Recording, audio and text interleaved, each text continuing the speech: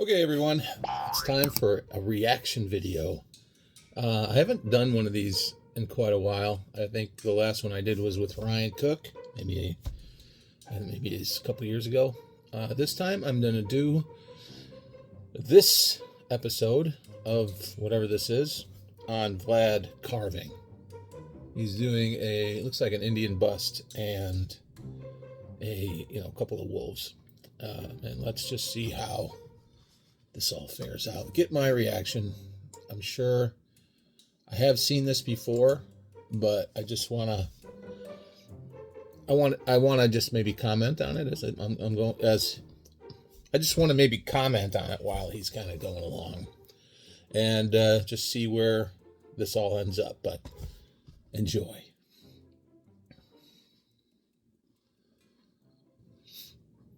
The sketch.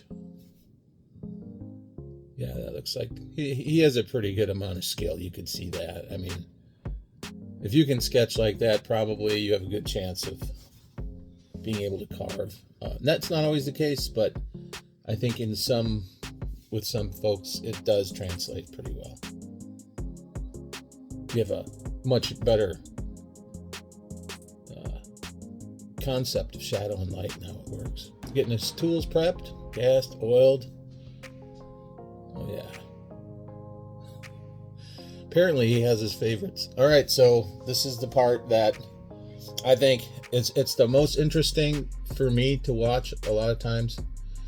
Even more so than the detail. Just because everybody does this part a little differently. All the blockouts. So, yeah, let's see what else. Looks like he's carving a face. It looks to me like this face is too close to the surface of the log. He's gonna have to push that way in. You never want to make your faces right on the outside of the edge of the carving. It's problematic because then you got all this stuff. Anything you want to come out further, you can't. So you need to push it back in there.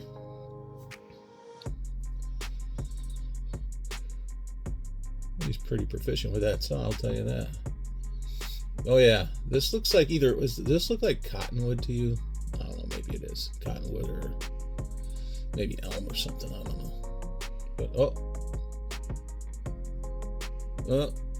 But yeah. You know what?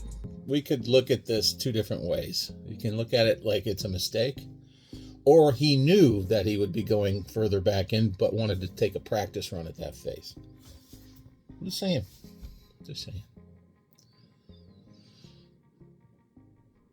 Different perspective.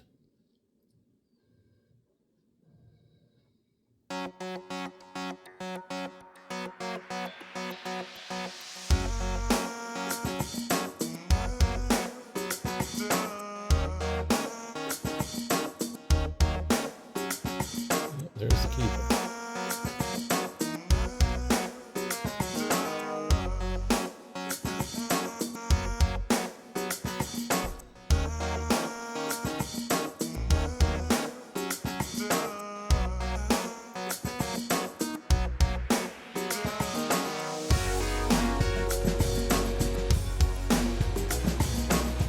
Yeah, that face is looking pretty good. This is hard.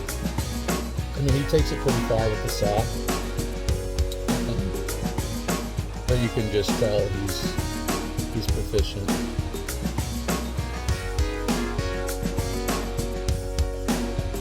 And where he lacks in whatever, he's got other strengths that can cover for it. Like whether it just be a dimensional thing or a form thing potentially, or maybe even just a overall.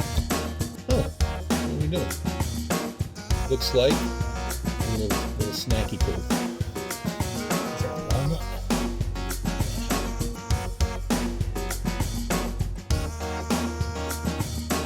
That looks like my yard for real. Any time of the year, minus the grapevines. Minus the grapevine, that looks like. Oh man, he's living large, man. He's got his priorities straight. minute, just a quick little snack, take a break from the piece. Like I was saying before,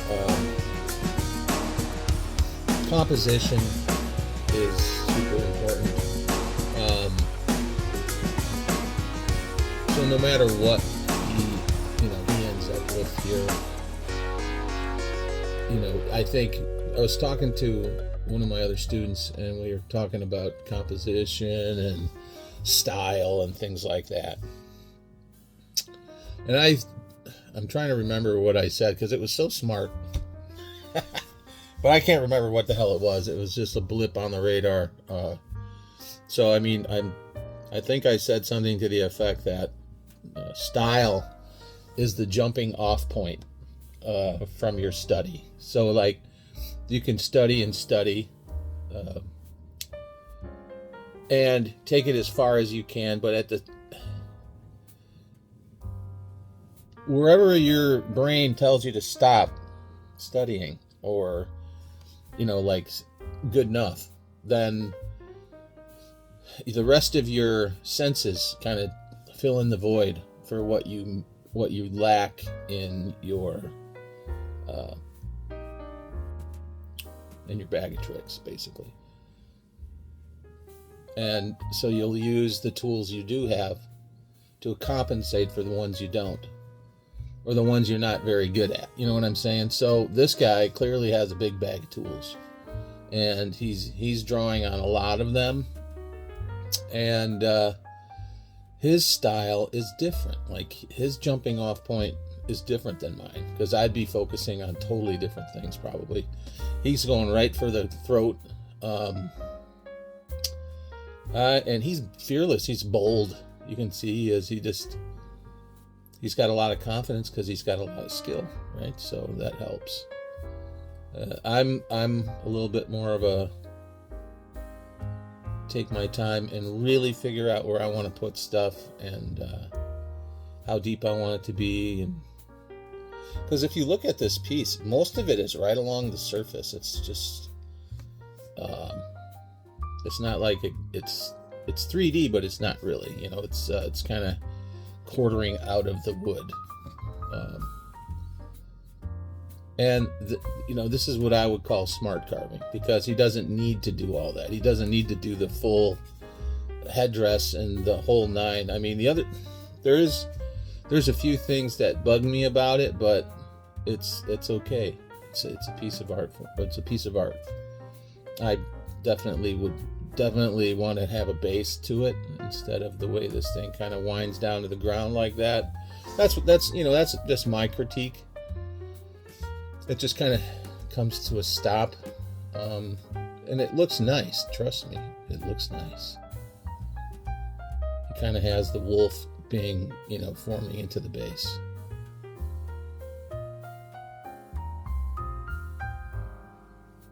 It's the choices we make.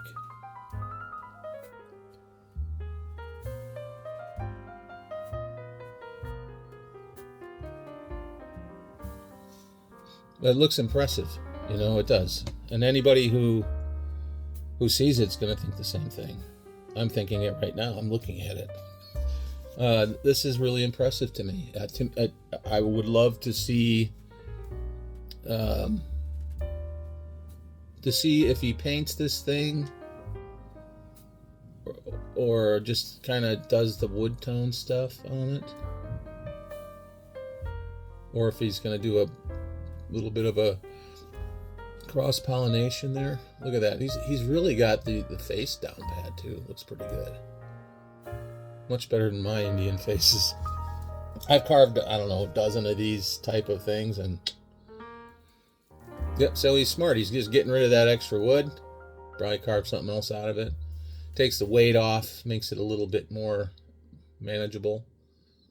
Not only that, he doesn't need all that because he got his point. This is the business end of the carving, so what do you need the backside for? It could be just coned out, really, or cupped out in the back for weight savings and for to help the wood dry. But yeah, he's really going to down. I really like that touch where he drilled up underneath there on those bones on the dress. It's a nice touch. And having that shadow underneath those, the claws there, that's beautiful. Oh, yeah, he's putting a little stain on. Yeah, the thing with stain on something that's not sanded perfectly,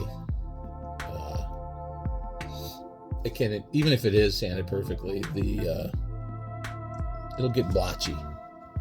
It'll accumulate in those softer fibers and or rougher textures. I'm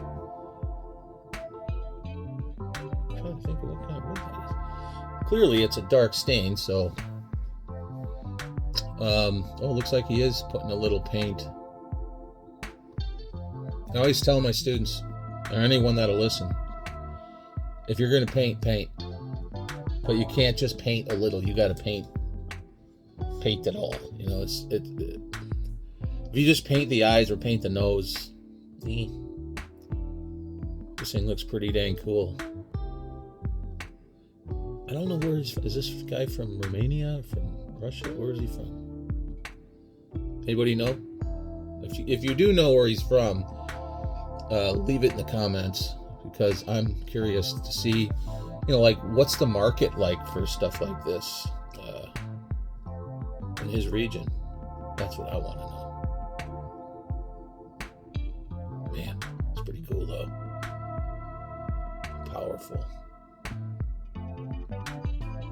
You got the defensive wolf, and then you have the other ones kind of docile. Did a great job on the face. Looks really great. You know, he's not making any excuses. He, you know, for the tool marks, you know, because he knows what this is, and now all of us know what it is. It's a chainsaw carving, for Pete's sake. You don't want to finely tune a chainsaw carving to the point where you take all of its character away. Real nice, real nice. That's a unique thing. I always refrain from putting white over like a darker oil, just because it kind of looks, from my perspective, it kind of looks like a